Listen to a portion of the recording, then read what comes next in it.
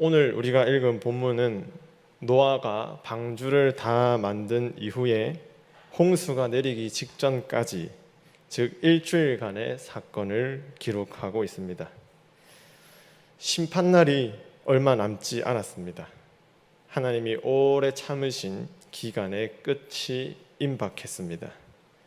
임박한 심판 앞에서 사람들은 무엇을 하고 있었을까요? 예수님은 이렇게 말씀하셨습니다. 누가복음 17장 27절에 보면 노아가 방주에 들어가던 날까지 사람들이 먹고 마시고 장가들고 시집가더니, 그들은 임박한 심판 앞에서도 일주일을 남겨둔 상황에서도 먹고 마시고 장가들고 시집갔습니다. 이것은 하나님 없이 그저 먹고 사는데 바빴다는 말입니다. 구원의 방주에 들어가기만 하면 구원을 받게 되는데 결국 그 기회를 놓쳐버리고 말았습니다. 그럼에도 불구하고 창세기 7장은 우리에게 복음을 제시하고 있습니다. 사실 7장의 내용은 간단합니다. 하나님이 방주를 통해 노아를 구원하셨다는 내용입니다. 23절에 보면 방주에 탄 자들만 구원을 받게 되었습니다. 오늘 제목처럼 방주에 있던 자들만 남았다고 합니다. 이처럼 방주는 하나님이 제시하신 구원의 유일한 방법이었습니다. 교회 역사에서 방주는 종종 교회에 비유되곤 했습니다. 그러면서 교회 밖에는 구원이 없다는 격언이 생겨났습니다. 교회 밖에는 구원이 없다 해서 교회는 어떤 교회일까요? 로마 가톨릭 교회는 교황을 중심으로 한 조직된 교회를 가리키고, 우리 개신교는 예수님의 몸된 교회를 가리킵니다. 그러니까 전자를 해석하면 기관으로서의 교회에 소속되지 않으면 구원을 못 받는 것이고, 후자에 따르면 예수님의 몸, 예수님과 연합되어야 구원을 받게 됩니다. 우리는 후자로 해석을 합니다. 교회 밖에 구원이 없다고 할 때는 예수님을 떠나서는 구원이 없다, 이렇게 해석하는 것이죠. 아무튼 이 방주는 우리에게 구원의 아주 중요한 원리들을 제시하고 있습니다. 이 설교를 통해 하나님께서 방주를 통해 어떻게 구원을 이루시고 그 구원이 우리에게 무엇을 요구하는지를 살펴보겠습니다. 창세기 6장에서 8장에 기록된 홍수 심판 사건을 보면 독특한 점 하나를 발견하게 됩니다. 하나님께서는 노아에게 이런저런 말씀을 하십니다. 방주를 만들라, 그리고 방주에 들어가라 등의 말씀을 하시는데, 노아가 하나님께 어떤 말을 했다는 내용은 기록되지 않았습니다. 또 노아가 뭔가 많은 행동을 한 것 같습니다. 방주를 짓고 짐승들을 모으고 양식을 저축하는 등 여러의 그런 수고를 한 것 같은데 그것에 대한 구체적인 기록이 없습니다. 성경은 단지 노아가 말씀대로 준행하였다고 기록하고 있을 뿐입니다. 이것은 노아가 하나님의 말씀에 한마디의 토를 달지 않고 순종했다는 것을 부각시키는 동시에 하나님께서 노아 홍수 사건의 주도권을 갖고 있다는 것을 강조하고 있습니다. 노아의 구원은 전적으로 하나님이 설계하시고 시작하시고 완성하셨다는 것을 보여줍니다. 하나님은 세상에 죄악이 관영한 것을 보셨습니다. 인간의 타락이 극에 달하자 자신이 창조하신 세상을 심판하기로 결정하셨습니다. 심판의 방식도 하나님은 물로 정하셨습니다. 오늘 보면 4절을 보면 지금부터 7일이면 내가 40주야를 땅에 비를 내려 내가 지은 모든 생물을 지면에서 쓸어버리리라고 말씀하셨습니다. 심판도, 그 심판의 방식도 하나님이 정하셨다는 것을 보게 됩니다. 또한 하나님은 심판받아 마땅한 인간들 중에 노아를 선택하셨습니다. 노아를 구원하는 방식도 하나님이 정하셨습니다. 바로 방주입니다. 물론 하나님께서는 노아 외에 다른 사람을 선택할 수도 있고 그 방식도 방주가 아닌 다른 방식을 제시하실 수도 있습니다. 심지어 하나님은 방주를 만드는 구체적인 설계도까지 제시하셨습니다. 이 점에서 우리가 알 수 있는 것은 구원과 심판은 전적으로 하나님의 손에 달려 있다는 것을 알 수 있습니다. 하나님께서 구원의 시작과 완성을 다 이루시는 분이시죠. 그러면 노아가 한 것은 무엇일까요? 노아가 한 것은 말씀대로 순종한 것뿐입니다. 오늘 본문 5절을 보십시오. 노아가 여호와께서 자기에게 명하신 대로 다 준행하였다라고 말합니다. 하나님께서 어떤 말씀을 주시면 그 말씀에 어떤 토도 달지 않고 그대로 순종했다는 말입니다. 서론에서 살폈듯이 그 당시 그 시대의 사람들은 먹고 살기에 바빴습니다. 하나님의 홍수 심판을 일주일을 남겨둔 상황에서도 그들은 먹고 살기에 바빴습니다. 그래서 하나님의 심판에 아무런 관심이 없었습니다. 왜냐하면 아무도 홍수로 심판받을 것을 믿지 않았기 때문입니다. 그들은 그저 평범한 하루를 보내고 있었을 것입니다. 이런 상황에서 노아도 한 번쯤은 불평하거나 원망할 수 있지 않겠습니까? 하나님, 세상 사람들은 다 평범하게 살아가는데 왜 저에게만 이런 이상한 명령을 내리십니까? 라고 말할 수도 있었을 것입니다. 그런데 성경은 노아가 말씀대로 준행하였다라고 기록하고 있을 뿐입니다. 어떻게 이러한 순종이 가능했을까요? 우리는 이 부분을 한번 생각해 보면 좋겠습니다. 방주는 히브리어로 테이바라고 합니다. 그런데 이 단어와 똑같은 단어가 아기 모세가 탔던 갈대 상자와 같은 단어입니다. 방주와 모세가 탔던 갈대 상자가 같은 단어인 것이죠. 그러면 방주와 갈대 상자의 결점이 무엇일까요? 그것은 일단은 엔진이 없다는 겁니다. 앞으로 나아가게 하는 그런 동력이 없습니다. 그리고 운전대가 없습니다. 그 배에 키가 없습니다.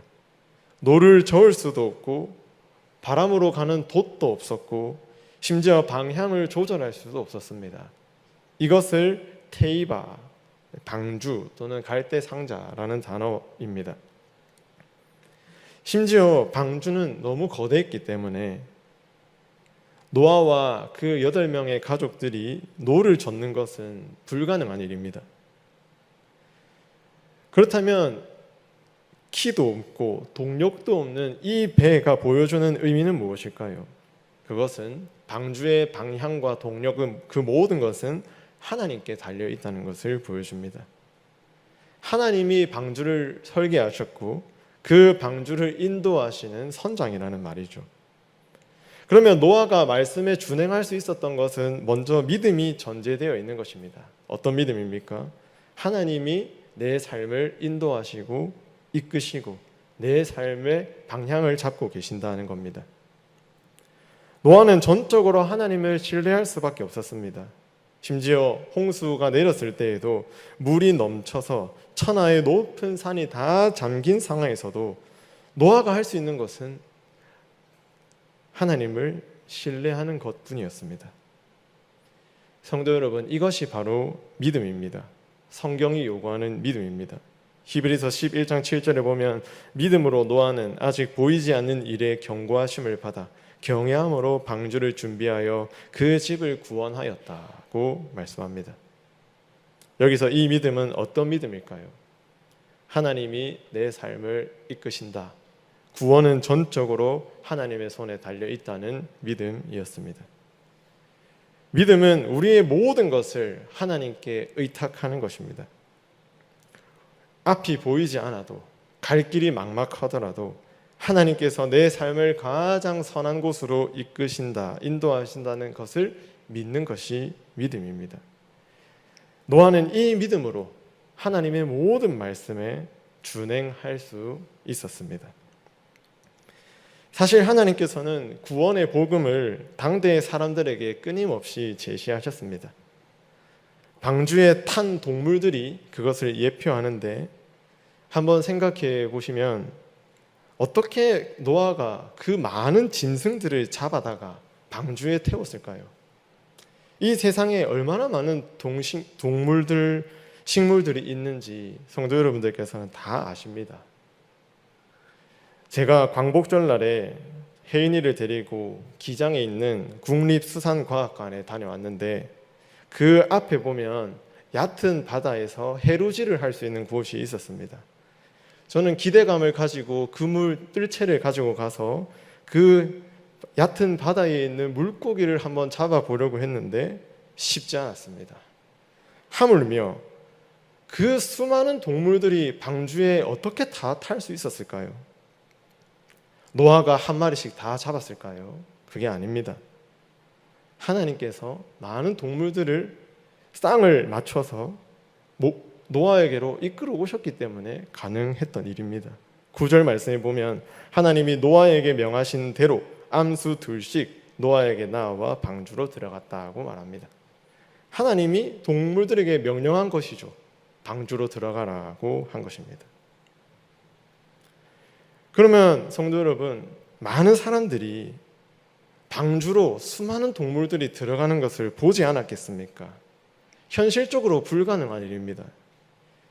그런데 그것을 보면서 그들은 어떤 생각을 해야만 했을까요? 방주에 타야만 구원을 받는다는 것을 하나님이 그들에게 보여주신 겁니다. 불가능한 일을 보여주심으로 이 방주에 타야만 구원받는다는 그 메시지를 하나님은 계속 전하고 계셨던 것입니다. 그런데 그들은 이런 표적을 보고도 하나님을 신뢰하지 않았습니다. 하나님이 우리의 삶을 이끄는 것이 아니라 먹고 사는 문제는 내가 책임진다고 생각했기 때문에 하나님의 심판을 그냥 농담으로 여겼던 것이죠. 이것이 바로 불신입니다. 하나님은 짐승들을 다 방주에 태우시고 마지막으로 노아가 방주에 들어갔을 때 방주의 문을 닫으셨습니다. 이것은 하나님께서 노아의 구원을 시작하시고 완성하셨다는 것을 보여줍니다. 방주의 문을 닫음으로써 하나님은 노아에 대한 구원 계획을 완성하신 것이죠. 이 사건이 우리에게 보여주는 것은 너무나도 분명합니다. 구원은 전적으로 하나님께 달려 있다는 겁니다. 하나님이 계획하고 시작하고 완성하십니다. 그렇다면 우리가 해야 할 일은 단 하나밖에 없습니다. 하나님을 전적으로 신뢰하고 의지하는 것이죠. 성도 여러분, 예수님은 이 시대가 바로 노아의 시대와 같다고 말씀하셨습니다. 누가복음 17장 30절에 인자가 나타나는 날에도 이러하리라. 사람들은 먹고 살기에 너무 바빠서 자신들의 미래와 운명, 종말을 생각하지 않았습니다. 오늘날 사람들은 스스로를 착취하면서까지 먹고 살기 위해 아둥바둥 거리고 있습니다. 그 수고와 노력의 결과가 좋지 않으면 불안하고 우울합니다. 이런 시대 속에 신자들도 그 구조 속으로 내몰리고 있습니다. 그러나 이럴 때 우리는 무엇을 붙들어야 합니까? 사실 아주 간단한 문제입니다. 하나님만 전적으로 신뢰하고 의지하면 됩니다. 성도 여러분, 우리의 인생의 키를 하나님께 맡기시기를 바랍니다. 우리의 구원의 주도권은 우리에게 있지 않습니다. 오직 하나님께 달려 있습니다. 우리의 삶도, 우리의 삶의 방향도, 우리의 삶의 목적도, 우리의 구원도 다 하나님께 달려 있습니다. 우리는 이 믿음으로 말씀에 순종하며 살아가면 됩니다. 이러한 은혜가 있기를 간절히 축복합니다. 이렇게 하나님께서는 노아를 구원하셨습니다. 하나님은 당대의 사람들에게도 이 구원을 제시하셨으나 그들은 거부했습니다. 근데 여기서 알 수 있는 것은 구원의 유일한 길이 하나였다는 것이죠. 그것은 바로 방주입니다. 방주 외에는 구원받을 수 있는 길이 없습니다. 방주를 제외한 다른 방법으로는 구원에 이를 수 없습니다. 23절에 보면 지면의 모든 생물을 쓸어버리시니 곧 사람과 가축과 기는 것과 공중의 새까지라. 이들은 땅에서 쓸어버림을 당하였으되 오직 노아와 그와 함께 방주에 있던 자들만 남았더라고 합니다. 방주에 탄 사람들과 동물들만 보존되고 구원받았습니다. 사실 하나님께서 방주의 문을 닫기까지 구원의 문은 누구에게나 열려 있었습니다. 이런 점에서 방주는 구원의 유일한 방법입니다. 사실 기독교의 독특함은 이 유일성이 있습니다. 하나님은 한 민족, 이스라엘을 선택하셨고 여러 명의 중보자가 아니라 한 명의 유일한 중보자를 선택하셨고 여러 교회가 아니라 하나의 교회를 선택하셨습니다. 이런 점에서 방주는 구원의 유일한 길이기도 하지만 세상으로부터 분리된다는 것을 의미합니다. 하나님께서 노아를 세상으로부터 격리시키기 위함이 아니라 세상으로부터 구별하기 위해서 방주에 태우신 것입니다. 하나님은 그를 방주에 태우심으로써 타락한 세상으로부터 노아를 분리하고 구별하셨습니다. 노아는 의인이었고 당대의 완전한 자였으며 하나님과 동행한 자였습니다. 그런데 만약 아무리 의인이라 할지라도 세상에 계속 머물러 있는다면 그 의로움을 지키기는 힘들었을 것입니다. 그래서 하나님은 그를 세상과 분리하시고 구별하셔서 세상 사람들에게 동화되지 않도록 조치를 취하신 것입니다.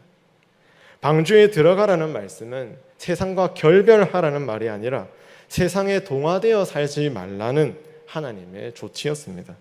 이게 바로 구별이고 거룩의 본질입니다. 노아가 방주 안에서 세상과 분리된 것처럼 오늘날 교회는 예수님을 통해 세상과 구별된 공동체입니다. 세상 사람들은 흑암의 권세 아래에 있으나 우리는 하나님의 아들의 나라로 옮겨진 자들입니다. 골로새서 1장 13절에 보면 그가 우리를 흑암의 권세에서 건져내사 그의 사랑의 아들의 나라로 옮기셨다고 말씀합니다. 이것은 우리의 시민권 자체가 세상과 다르다는 말입니다. 이전에 우리는 흑암의 권세 아래에 있었으나 지금은 아들의 나라, 즉 하나님 나라 백성이 되었다는 말이죠. 하나님께서는 창세기에서 경건한 자들의 믿음을 보존하기 위해서 경건한 자들을 불경건한 자들로부터 분리시키는 이런 행동들을 많이 하셨습니다. 하와와 뱀이 원수가 되게 하시고 가인의 자손과 셋의 자손을 분리시키셨습니다. 이처럼 하나님께서는 경건한 자들이 거룩한 삶을 살아갈 수 있도록 그 신분과 정체성을 변화시키시고 세상에 소속되지 않은 하나님 나라에 소속된 자들로 바꾸셨습니다. 노아 시대에는 경건과 불경건의 경계가 모호해졌습니다. 세상에 죄가 만연하게 된 것은 그 경계가 허물어졌기 때문입니다. 교회가 세상과의 경계가 사라질 때 죄로 가득하게 됩니다. 왜냐하면 다른 게 없기 때문이죠.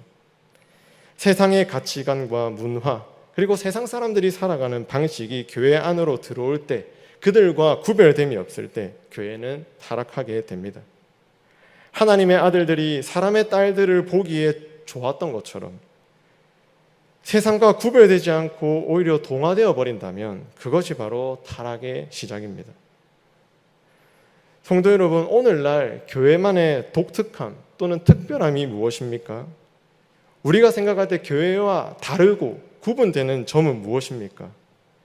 화려한 건물, 영리한 시스템, 행정적인 부분들 이런 것들은 오히려 세상이 더 발달했을 것입니다. 세상 사람들이 일하는 방식이 오히려 우리가 일하는 방식보다 더 탁월하고 더 신속하고 더 영리하게 할 것입니다. 그런 부분에서 교회가 세상과 비교하자면 사실 따라갈 수 없습니다. 그런데 하나님께서 우리에게 주신 교회만의 독특함이 있다면 그것은 바로 구별됨입니다. 세상과 다른 정체성을 갖고 살아간다는 것이죠. 이 거룩함과 구별됨이 없다면 사실 교회는 세상과 다르지 않는 그런 공동체입니다. 하나님께서는 이 독특함을 위해 우리를 성도로 부르셨습니다.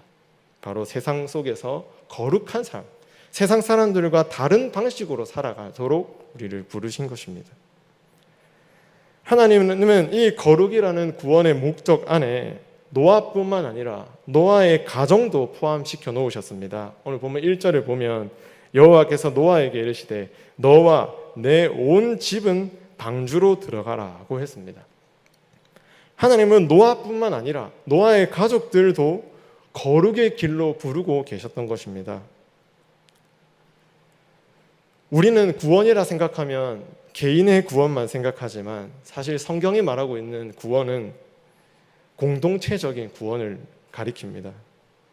주 예수를 믿으라 그리하면 너와 내 집이 구원을 받으리라.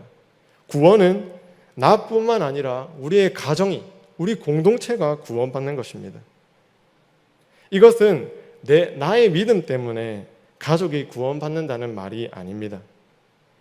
성경은 노아의 믿음이 대단하다고도 기록하지만 사실 따지고 보면 노아의 아내, 노아의 아들들, 노아의 며느리들도 정말 대단한 믿음을 가진 사람들이지 않겠습니까? 그 가정이 믿음을 갖게 된 것은 노아가 당대의 선지자로서, 당대의 목사로서 그 가정을 잘 다스렸기 때문입니다. 반면에 창세기에 나오는 아브라함의 조카 롯을 보십시오. 그는 사위들에게 소돔과 고모라가 멸망한다는 심판의 메시지를 전했습니다. 그때 사위들은 어떻게 반응했을까요? 창세기 19장 14절입니다. 롯이 나가서 그 딸들과 결혼할 사위들에게 말하여 이르기를 여호와께서 이 성을 멸하실 터이니 너희는 일어나 이곳에서 떠나라 하되 그 사위들은 농담으로 여겼더라고 했습니다. 롯은 하나님의 심판을 믿었지만 그 사위들은 믿지 않고 농담으로 여겼던 것이죠.